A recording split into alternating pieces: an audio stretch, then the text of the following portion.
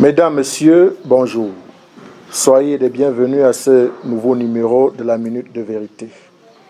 Aujourd'hui, nous revenons après avoir marqué ce grand silence et absence dans notre émission. Nous revenons avec un merveilleux sujet ce jour avec notre pasteur, l'apôtre Nono Bertrand Aimé.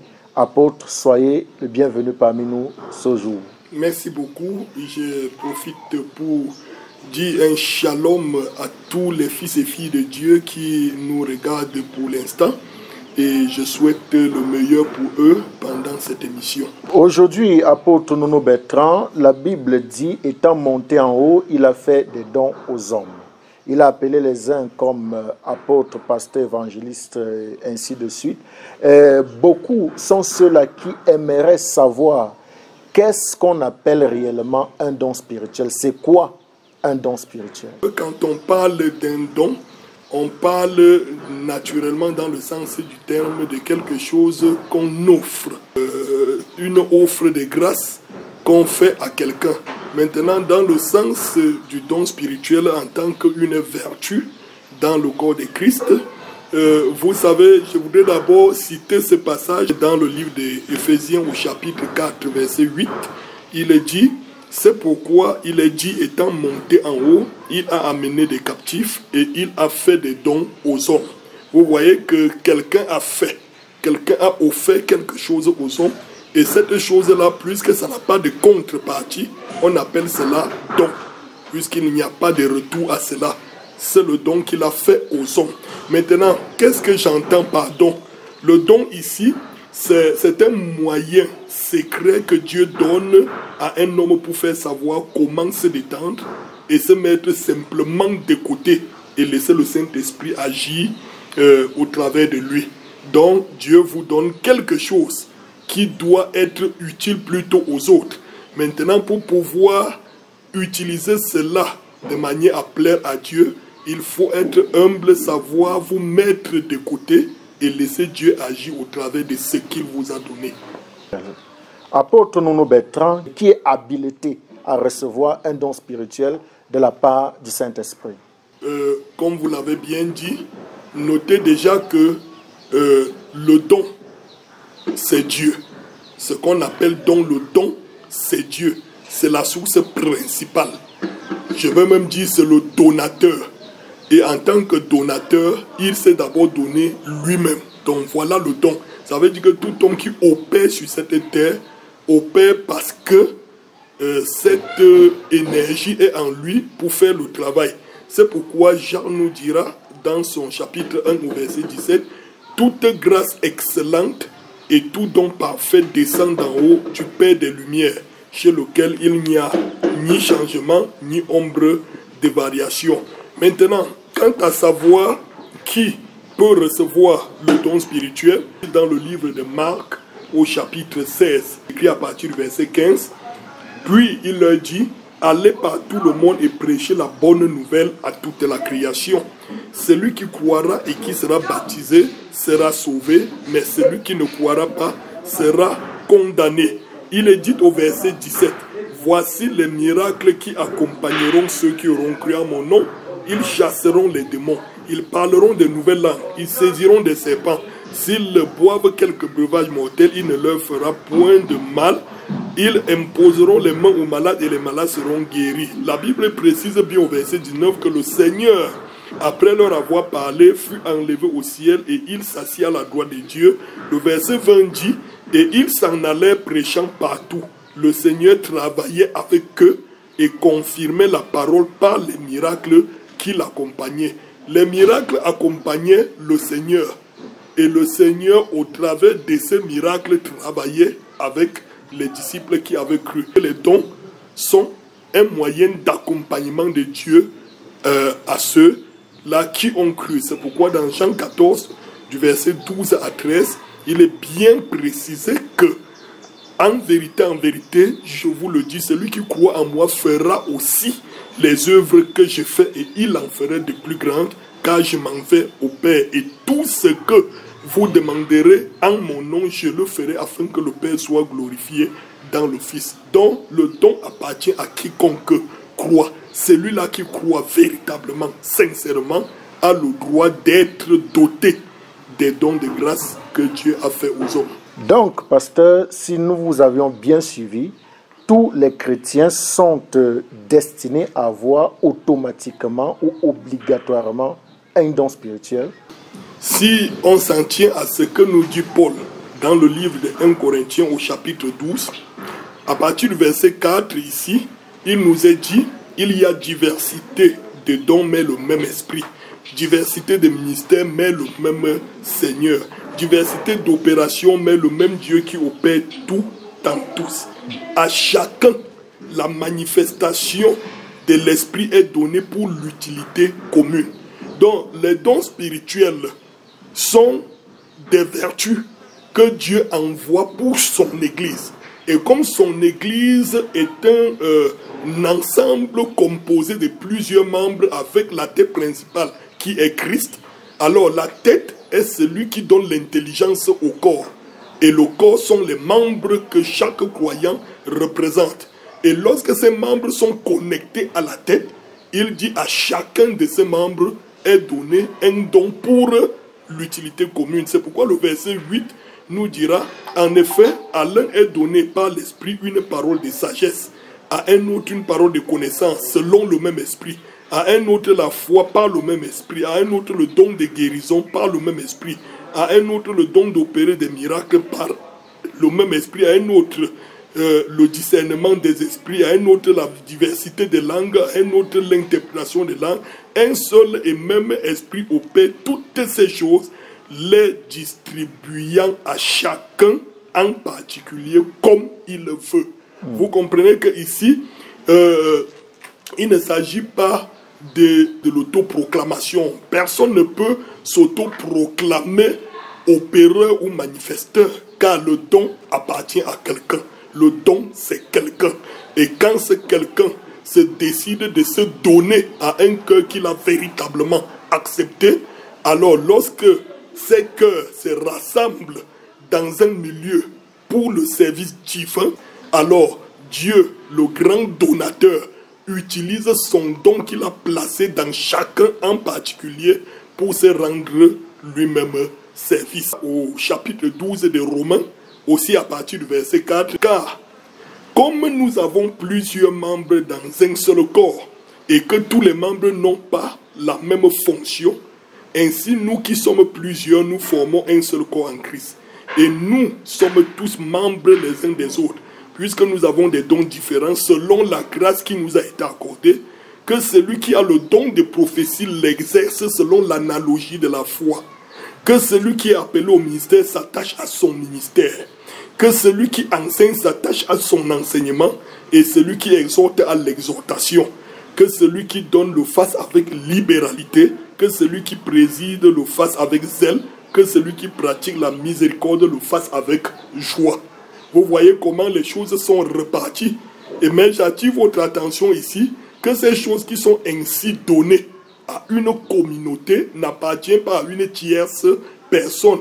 Fût-ce même la personne qui opère ce don particulier, il ne l'opère pas pour lui ni à son profit à lui, il opère pour le profit de toute la communauté. C'est pourquoi le don ou les manifestations de l'esprit sont pour l'utilité commune. Comment obtenir un don particulier de la part de Dieu? Si par exemple un don m'intéresse, comment je peux réussir à obtenir ce don de la part de Dieu? Les dons de Dieu ne sont pas les faits des hommes ou n'ont rien à voir avec notre ego. Il est impossible que quelqu'un décide de faire le choix d'un don et se l'approprie. Alors, quelque part, ça ne sera plus le don de Dieu, mais ça sera votre propre fabrication. Nous avons bien lu ici, et la parole de Dieu ne se contredit pas, qu'il donne à chacun un don particulier comme il le veut et non comme la personne veut. Notez déjà ceci. C'est Dieu qui veut vous donner un certain don parce qu'il connaît l'utilité de cela. Il a déjà préordonné une certaine prédisposition avec votre être pour pouvoir gérer ce don et pour un certain profit précis. au milieu de sa communauté. Donc ça ne dépend pas de vous ni de votre choix, ça dépend de son choix pour vous. C'est pourquoi, pour vous amener jusque-là, il nous est ordonné tout simplement que l'évangile vous soit proposé et que vous acceptiez sincèrement cet évangile. Lorsque vous acceptez sincèrement l'évangile, le reste c'est Dieu. L'apôtre Paul même va aller jusqu'à nous dire ici, dans le livre de Romains au chapitre 1, le verset 11 dit « Car je désire vous voir pour vous communiquer quelques dons spirituels, afin que vous soyez affermis, ou plutôt afin que nous soyons encouragés ensemble au milieu de vous par la foi qui nous est commune à vous et à moi. » Quand l'apôtre Paul dit qu'il désire nous voir pour nous communiquer quelques dons spirituels, l'apôtre Paul ne prend pas un don spirituel et transfère dans quelqu'un. L'apôtre Paul nous place sur la voie qui va nous conduire jusqu'à la manifestation du don. Donc il y a la part de l'homme, il y a la part de Dieu. La part de l'homme, c'est-à-dire que respecter tout simplement les exigences, aspirer à ces choses-là, et Dieu pourra savoir ce qui sera nécessaire pour qui que ce soit. Dans 1 Corinthiens 14, le verset 12 et 13, de même vous, puisque vous aspirez aux dons spirituels, que ce soit pour l'édification de l'Église, que vous cherchiez à en posséder abondamment. Et dans le livre des Actes, vous savez que lorsqu'ils se sont réunis à la Pentecôte, Pierre pouvait dire, lorsqu'ils ont posé la question, hommes frères, que ferons-nous? Et dire, repentez-vous et que chacun de vous soit baptisé au nom de Jésus-Christ pour le pardon de vos péchés et, conjonction de coordination, vous recevrez le don du Saint-Esprit. Il n'a pas dit vous recevrez les dons, mais vous recevrez le don, c'est-à-dire que le grand don qui est le Saint-Esprit, qui est le donateur. Alors derrière ce baptême, il y a deux promesses. Vos péchés seront pardonnés et ensuite vous recevrez le don, le grand don du Saint-Esprit, lui étant le donateur. Si vous le recevez en ce moment, le donateur en vous produira les autres dons qui sont les signes de preuve qui accompagnent le croyant. Mais pasteur, dis-nous, comment faire pour savoir qu'un don est authentique? Quand je parle ici d'authenticité, je parle d'un don qui vient de la part de Dieu. Comment faire cette distinction entre un don qui vient de Dieu et quelque chose qui vient du mauvais esprit? Il est fort probable que la manifestation soit totalement similaire, mais venant de deux sources différentes. C'est pourquoi, comment faire donc pour reconnaître l'authenticité? Il faut déjà que la chose soit capable de s'accomplir. Parce que Dieu n'est pas un menteur. Il dit Dieu n'est pas un homme pour mentir, ni un fils d'homme pour se repentir. Ce qu'il dit ne s'accomplit-il pas? Donc quand c'est Dieu qui parle, ça doit s'accomplir. Quand c'est lui qui dit, ça doit avoir des effets positifs et édifiants. Maintenant, il faut que ça s'accomplisse. Il faut que ça corresponde à l'écriture. Et il faut que cela glorifie Dieu. Donc toute opération qui se fait doit avoir au finish la gloire de Dieu. Quand un don est opéré et que cela n'amène la gloire que vers l'homme ou vers l'opérateur du don, alors Dieu n'y est pas. Mais quand c'est Dieu qui est au travail, tout le monde glorifiera Dieu lorsqu'il verra cela arriver. Vous savez, Habakkuk a dit dans son chapitre 2 au verset 3, si la prophétie tarde, attends-la, car elle s'accomplira certainement. Et dans Deutéronome au chapitre 13, il nous a même dit ceci à partir du verset 1. S'il se lève au milieu de toi un prophète ou un songeur qui t'annonce un signe ou un prodige et qu'il y ait accomplissement du signe ou du prodige dont il t'a parlé en disant allons auprès d'autres dieux, les dieux que tu ne connais point et servons-les, tu n'écouteras pas les paroles de ce prophète. Ici, le don peut s'opérer et on voit accomplissement. Maintenant, ce qui suit, c'est que le don vous conduit vers une autre divinité que Dieu. Alors, vous savez que quand il y a eu accomplissement, ce n'est qu'une séduction du diable qui n'est pas reconnue dans 100% de mensonges, mais dans 99% de vérité et 1% de mensonges. Tout don qui vient de Dieu vous conduit vers la gloire de Dieu. Dans 1 Corinthiens 14 ici, le verset 24 dit « Mais si tous prophétisent et qu'il survienne quelque non-croyant ou un homme du peuple. Il est convaincu par tous, il est jugé par tous, les secrets de son cœur sont dévoilés, de telle sorte que tombant sur sa face, il adorera Dieu et publiera que Dieu est réellement au milieu de vous. Que faire donc, frère, lorsque vous vous assemblez, les uns ou les autres parmi vous ont-ils un cantique, une instruction, une révélation, une langue, une interprétation? Que tout se fasse pour l'édification. Lorsque un profane ou un homme du peuple voit un don opéré, se manifester, et la teneur de cette manifestation finit par les amener à voir la gloire de Dieu dans cette chose-là, alors ce don est authentique, il vient de Dieu car il ramène les gens vers Dieu. Tout mauvais don, bien que présentant une forme bénie et ramenant les gens vers l'adoration de l'homme ou vers la gloire de l'homme, alors on ne peut pas parler d'authenticité là-dedans. Écoutez quelque chose ici, dans Actes au chapitre 10, la Bible dit, Pierre étant chez Corneille, la Bible dit, comme Pierre prononçait encore ces mots, le Saint-Esprit descendit sur tous ceux qui écoutaient la parole. Tous les fidèles circoncis qui étaient venus avec Pierre furent étonnés de ce que le don du Saint-Esprit était aussi répandu sur les païens, car ils les entendaient parler en langue et glorifier Dieu. Dans Luc au chapitre 13, versets 11 à 13, il est écrit, voici, il y avait là une femme possédée d'un esprit qui la rendait infirme depuis 17 ans. Elle était courbée et ne pouvait pas du tout se redresser. Lorsqu'il la vit, Jésus lui adressa la parole et lui dit, femme, tu es délivrée de ton infirmité. Le verset 13 dit, il lui imposa les mains à l'instant, elle se redressa et glorifia Dieu. Comment donc faire pour avoir une visitation spectaculaire de Dieu par le moyen de dons spirituels dans des églises locales? Il faudrait tout simplement que le croyant soit capable de marcher avec Dieu, de vivre pour Dieu au point où sa pensée et la pensée de Dieu deviennent une. Où tout son être entier, le corps, l'esprit et âme, soient totalement conservés purs pour le jour du Seigneur et que le chrétien et la parole deviennent un. Si le chrétien et la parole deviennent un, il devient un terrain favorable pour la manifestation du don de Dieu.